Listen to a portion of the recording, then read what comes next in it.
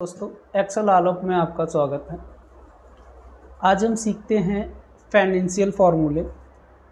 सबसे पहले आप यहाँ पे देख पा रहे होंगे कि ये एक सीट है। यहाँ पे एजेंडा में हम क्या क्या सीखेंगे। Time value of money function, loan and annuity functions, depreciation function और एडिशनल यूजफुल फंक्शन, ये आज हम सीखते हैं। आइए हम चलते हैं अपनी सीट पे, और जैसे ही हम यहाँ पे क्लिक करते हैं तो यहाँ सबसे पहले आता पीवी, प्रेजेंट वैल्यू। इससे पहले हम जानते हैं कि फाइनेंशियल फार्मूले क्या होते हैं। फाइनेंशियल फार्मूले जैसे प्रेजेंट वैल्यू है, पर मंथ ट्रांजैक्शन है, फ्यूचर वैल्यू है, टाइम पीरियड है, इन सबको जो भी हम ट्रांजैक्शन करते हैं डेली टू डेली, उन सबको हम इसके माध्यम से निकालते हैं। जैसे यहाँ पे एक प्रेजेंट वैल्यू है। अब सपोज दैट मैंने कहीं से लोन पे पैसे लिए हैं, जैसे EMI हमारी है 2000 रुपये, इंटरेस्ट रेट 8% है और टाइम पीरियड 5 साल के लिए है। तो ये हमें बताएगा कि जो वैल्यू थी, प्रेजेंट वैल्यू, वो कितनी थी। इसके लिए हम यहाँ पे इक्वल प्रेस करेंगे, लिखेंगे PV, टैब बटन प्रेस करेंगे। सबसे पहले कह रहा है रेट, तो हम इस वाले ऑप्शन को सिलेक्ट करेंगे। अभी क्या है, ये जो रेट है वो हमारा एनुअल है, मुझे इसे मंथ वाइज डिवाइड करना है, तो यहाँ से डिवाइड करेंगे 12 से, कॉमा, फिर कह रहा है NPER।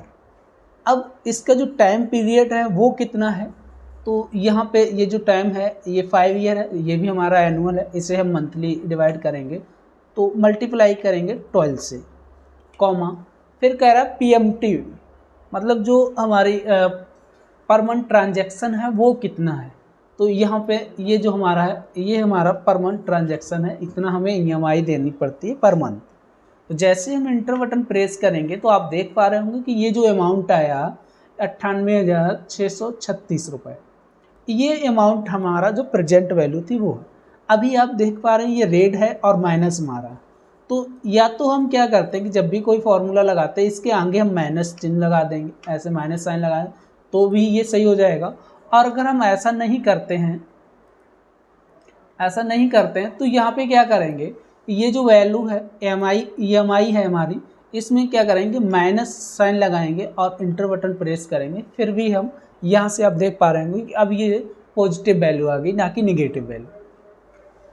इसके बाद आता है हमारा PMT, पर मंथ ट्रांजैक्शन।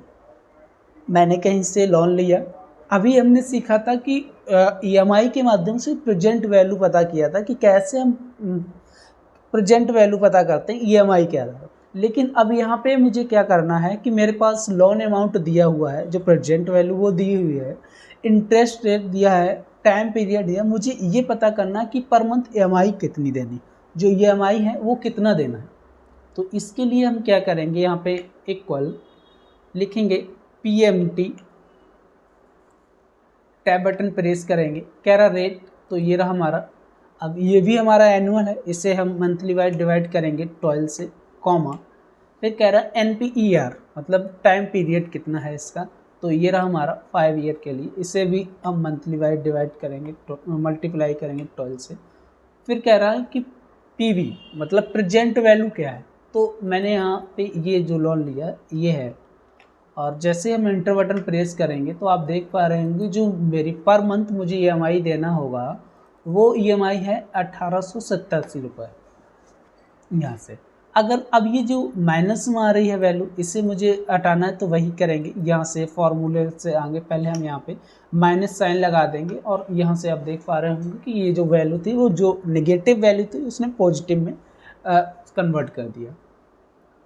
इसके बाद आता है FV, फ्यूचर वैल्यू, जिसमें क्या होता है, कहीं भी हम इन्वेस्ट करते हैं, जैसे SIP है, या हमने इंश्योरेंस प्रीमियम कहीं दे रहे हैं, ठीक है, तो उसमें क्या होता है कि जो हम एक छोटा सा अमाउंट कहीं पे जमा करते हैं फ्यूचर के लिए, है ना, तो वो हमें पता करना होता है कि जो भी हम अमाउंट यहाँ पे दे रहे हैं वो फ्यूचर में कितना अमाउंट बनेगा जाके।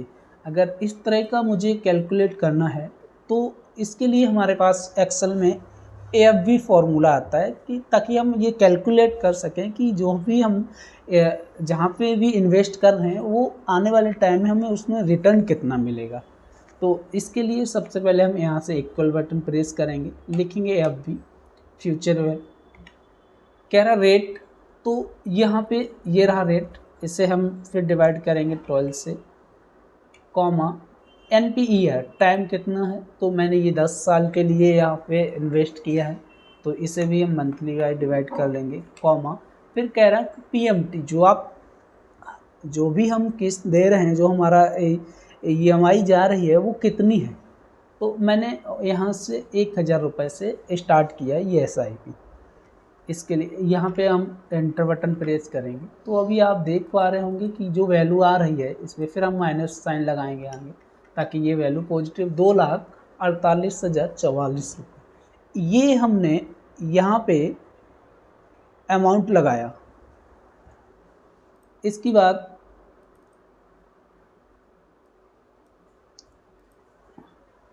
सॉरी 2,04,844 रुपये है, ठीक है।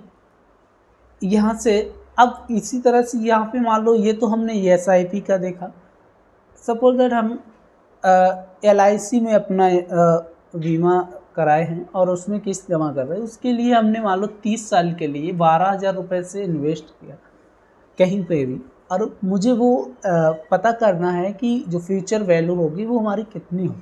तो यहाँ से भी हम करेंगे इक्वल AFV रेट, तो ये रहा हमारा, डिवाइड करेंगे 12 से, कॉमा NPER तो टाइम पीरियड ये रहा, मल्टीप्लाई 12 से, कॉमा फिर कह रहा PMT, तो मैंने ये अमाउंट जमा कर रहा हूँ मैं, यहाँ से एंटर बटन प्रेस करेंगे तो ये जो हमारा अमाउंट आएगा फ्यूचर में वो हमें रिटर्न में मिलेगा।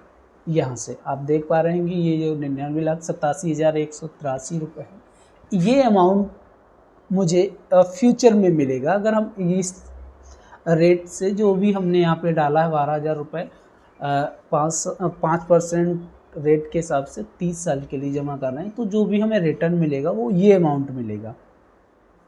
इसके बाद आता है NPER नंबर ऑफ पीरियड, मतलब अगर मुझे टाइम निकालना है, जैसे हमारे पास लोन अमाउंट दिया हुआ है, रेट दिया हुआ है और PMT दिया है, मतलब पर किस्त कितना जा रहा है, मुझे ये देखना है कि जो हमारा अमाउंट यहाँ पे कितने समय के लिए है, टाइम मुझे पता करना है।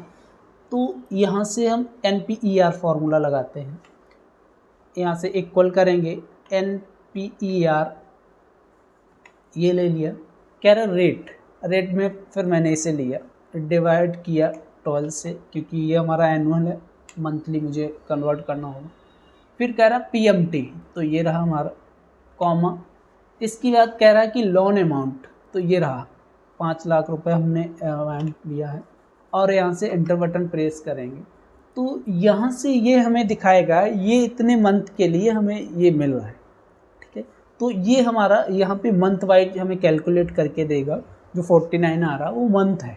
अगर हम यहाँ से वैल्यू चेंज कर सकते हैं, जैसे मान लो मैंने यहाँ पे वैल्यू चेंज कर दिया, मैं कर रहा हूँ 6380 रुपये, तो देखो 101 मंथ आ गया, 111 मंथ आ गया। तो यहाँ से जैसे जैसे हम जो हमारा PMT है, मतलब जो किस्त हम दे रहे हैं, अगर कम ज़्यादा करेंगे उसके हिसाब से हमें ये टाइम बताएगा कि कितना टाइम हो गया। आई होप ये आप समझ पाए होंगे कि कैसे हम एक्सेल में फाइनेंशियल फार्मूलों का यूज करते हैं, किस तरह से हम प्रेजेंट वैल्यू निकालते हैं, किस तरह से हम PMT मतलब पर मंथ ट्रांजैक्शन जो हमारा होता है वो कैसे निकालते हैं, कैसे हम फ्यूचर वैल्यू कहीं अगर हम इन्वेस्ट करते हैं तो फ्यूचर वैल्यू कैसे निकालते हैं, अगर मेरे पास लोन अमाउंट है, रेट है और PMT है, मतलब पर मंथ जो ट्रांजैक्शन है वो है और मुझे नहीं पता कि कितने समय के लिए है, वो अगर समय निकालना है तो NPER फार्मूले का इस्तेमाल करेंगे। दोस्तों ये वीडियो अगर आपको अच्छा लगा इसे लाइक और सब्सक्राइब करें और शेयर करें। धन्यवाद।